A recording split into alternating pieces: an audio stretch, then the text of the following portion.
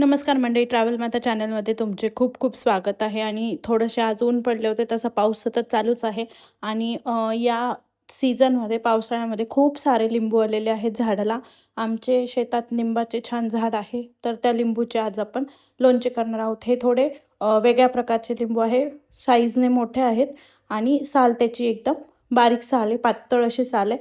तर आज आपण या लिंबूचे लोणचे करणार आहोत आणि ही रेसिपी माझ्या आईची आहे. तर आईनेच बनवलेले आहे आणि मी तसे शूट केलेले आहे. तुम्ही बघू शकता इथे असे मोठे लिंबू आहे आणि याची साल एकदम बारीक साल आहे. यालाच सिल्वर लिंबू असे देखील म्हणतात. सिल्वर लिंबू नावाने हे लिंबू ओळखले जातात. तर हे खूप छान असे चविष्ट लोणचे यापासून बनवते. तर तुम्ही आता प्रोसिजर बघा आणि नक्की बनवून बघा अशा लिंबांचे लोणचे. त्यानंतर इथे गॅसवर पाणी गरम करत ठेवलेले आहे. पाण्याला थोडेसे बुडबुड आले की पाणी गरम झाले असे समजावे. आणि हे पाणी गरम झाल्यावर आपल्याला यामध्ये लिंबू टाकायचे आहे. तर असे पाहू शकता पाणी गरम झालेले आहे. आता यामध्ये आपण लिंबू टाकणार आहोत आणि फक्त 5 मिनिटासाठी ठेवायचे आहे ते लिंबू. एक एक करून सर्व लिंबू मी या पाण्यामध्ये टाकून घेतलेले आहेत. सर्व लिंबू आपण पाण्यामध्ये टाकायचे आणि त्यानंतर आपल्याला हे झाकण ठेवायचे आहे आणि 5 मिनिटासाठी थोडे वाफवून घ्यायचे आहेत.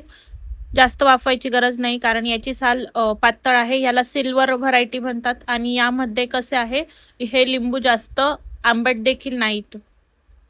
झाकण ठेवून काढून घेतले. त्यानंतर हे असे दिसत होते. नंतर याला आपण काढून घेतल्यावरती कोरडे करून घेतले कपड्याने कोरडे करून घ्यायचे, कारण आपल्याला लोणच्यामध्ये पाण्याचा अंश अजिबात नको आहे, म्हणून हे कपड्याने कोरडे करून घेतले. कोरडे करून झाल्यावर मग ते ताटात एका बाजूला काढून घेतले. आता आपल्याला हे लिंबू जे आहेत हे कट करून घ्यायचे आहेत.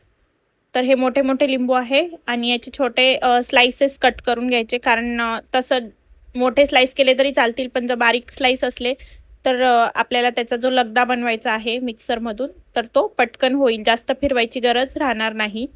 तर अशा प्रकारे एका लिंबूचे 8 ते 10 भाग होतील अशा प्रकारे कट करून घेतले आणि एक एक करत संपूर्ण लिंबू जे आहेत ते कट करून घेतले. तुम्ही बघू शकता चाकूने एक एक जे आहे ते असे लिंबूच्या खापा करून घेतल्या आणि ताटात एका साईडला काढून ठेवल्या. आता आपल्याला ह्या सर्व खापा ज्या आहे त्या मिक्सर ग्राइंडरमधून बारीक करायच्या आहे. तर हे बारीक करताना आपण एक गोष्ट लक्षात ठेवा की आपल्याला इथे आपण जे आहे ना, आता पल्स मोडवरती आपल्याला ग्राइंड करायचे. बघू शकता एवढे आमच्या खापा झालेल्या आहे, जास्त नाही, आमचे 5-7च लिंबू होते. तर आता ह्या सर्व खापा ज्या आहेत त्या मी थोड्या थोड्या करून मिक्सरमधून क्रश करून घेणार आहे. तुम्ही पाहू शकता कन्सिस्टन्सी आपल्याला अशी ठेवायची आहे क्रशची, आणि आपण जेवढा क्रश घेतो तेवढ्या प्रमाणातच आपल्याला त्याच्या डबल साखर काढून घ्यायची आहे. जेवढा आपला क्रश आहे त्याच्या डबल प्रमाणात साखर काढायची. तसे आपल्याला जर कमी गोड आवडत असेल तर आपल्या आवडीनुसार देखील आपण प्रमाण ठरवू शकता साखरेचे. मिक्सरच्या छोट्या भांड्यामध्ये पल्स मोडवरती हा क्रश करून घेतलेला आहे आणि त्यानंतर तो सर्व क्रश जो लगदा तयार झाला तो एका बाजूला काढून घेतला. आणि ह्या कढईमध्ये आपल्याला आता सर्व गरम करून घ्यायचे आहे. त्यासाठी मी हा लगदा आता कढईमध्ये काढून घेते. आणि तुम्हाला मी पहिले सांगितलेस की जेवढा आपण हा लगदा बनवलेला आहे, जेवढा क्रश बनवलेला आहे, तेवढ्याच आकारापेक्षा डबल मापाचे आपल्याला साखर घ्यायची आहे. तर साखरेचे माप तुम्ही इथे पाहू शकता. एवढी साखर टाकली आहे आणि ही त्या लगद्यामध्ये टाकायची आहे आणि मिक्स करून घ्यायचे आहे. आणि आपल्याला हे गॅसवर गरम करत ठेवायचे आहे.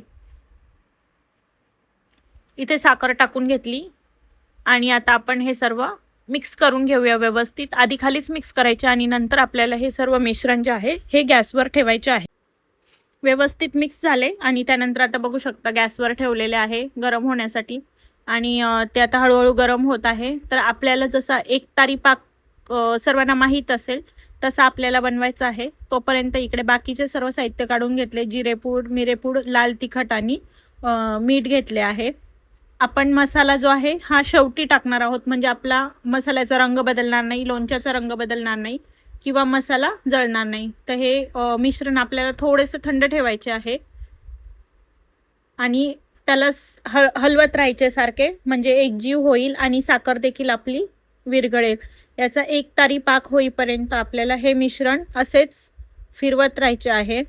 हळूहळू आणि मंद आचेवरच करायचे. गॅस आपला कमीच पाहिजे, म्हणजे मिश्रण आपले जळणार नाही. तुम्ही पाहू शकता इथं आता आमचा एक तारी पाक जो आहे तो तयार झालेला आहे.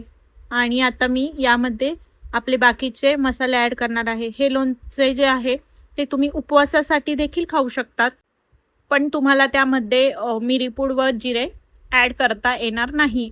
काही भागामध्ये उपवासासाठी जिरे वापरले जाते, तर काही भागामध्ये वापरले जात नाही. तुम्ही आपल्या भागानुसार जिरे टाकण्याचे ठरवू शकता, पण मिरीपूड वगैरे चालणार नाही. बाकी लाल तिखट, मीठ आपण टाकू शकतो आणि उपवासाला देखील हे लोणचे चालू शकते. त्यानंतर लाल तिखट जे आहे ना, हे काश्मीरी लाल मिर्च घेतलेली आहे, कारण आपल्याला जास्त तिखट नाही बनवायचे आहे, पण लिंबाला जो आहे आपल्या छान कलर यायला पाहिजे, म्हणून काश्मीरी लाल मिर्च वापरली आहे. जर तुम्ही जास्त तिखट खात असाल तर तुम्ही त्याप्रमाणे देखील लाल तिखट ॲड करू शकता. आता हा जो आपला क्रश आहे हा तुम्ही बघू शकता तयार झालेला आहे. आणि आता यामध्ये हळूहळू आपल्याला जिरेपूड वगैरे हे मसाले आता आपण इथे ॲड करणार आहोत. थोडंसं थंड झाल्यावरती त्यामध्ये जिरेपूड ॲड केली. जिरेपूड ॲड केल्यावर परत एकदा सर्व मिश्रण एकजीव करून घ्यायचे आहे. हे सर्व जे आहे एक तारी पाक झाल्यानंतरची प्रोसिजर आहे. त्यानंतर आता यामध्ये मिरीपूड देखील टाकून घेतली आणि भांडे गॅसवर ठेवले आहे, पण गॅस एकदम कमी ठेवला आहे. आणि जे पहिले पाक तयार झाल्यानंतर थोडेसे थंड झाल्यावरती त्यानंतर शेवटी आपण हे सर्व टाकलेलं आहे. सर्व मिक्स करून घेतले आणि सगळ्यात शेवटी आपल्याला आता यामध्ये ॲड करायचे आहे लाल तिखट. तर सर्व व्यवस्थित मिक्स झाल्यावरती आपण लाल तिखट यामध्ये ॲड करू. आता मीठ टाकलेले आहे, चवीपुरते मीठ टाकायचे. आपल्या चवीनुसार तुम्ही मीठ ठरवू शकता. आम्ही कमी मीठ वापरतो. आणि हे जे लोणचे आहे त्याचे लिंबू जे आहे ते जास्त आंबट नाही आहे, त्या प्रमाणात आपल्याला साखर आणि मीठ आपल्याला ॲड करायचे आहे. त्यानंतर आता आपण यामध्ये टाकूया हे काश्मीरी लाल मिर्च पावडर आणि परत एकदा हे मिश्रण मिक्स करून घेऊया. आणि त्यानंतर आपले लोणचे पूर्णपणे तयार होऊन जातात. तर हे लाल तिखट देखील जिरेपूड मिरीपूड जसे आपण मिक्स केले त्याप्रमाणेच आपल्याला हलवून मिक्स करून घ्यायचे आहे व्यवस्थित. आता बघू शकता तुम्ही किती छान रंग आलेला आहे आपल्या लोणच्याला. आणि हे लिंबाचे जे लोणचे आहे हे वर्षभर टिकते, त्यामुळे तुम्ही एकदा बनवून ठेवले पावसाळ्याच्या सीझनमध्ये की हे बरेच दिवस आपल्याला खाता येते. आम्ही दरवर्षी बनवतो, तर तुम्ही देखील ट्राय करून बघा रेसिपी कशी वाटली. धन्यवाद.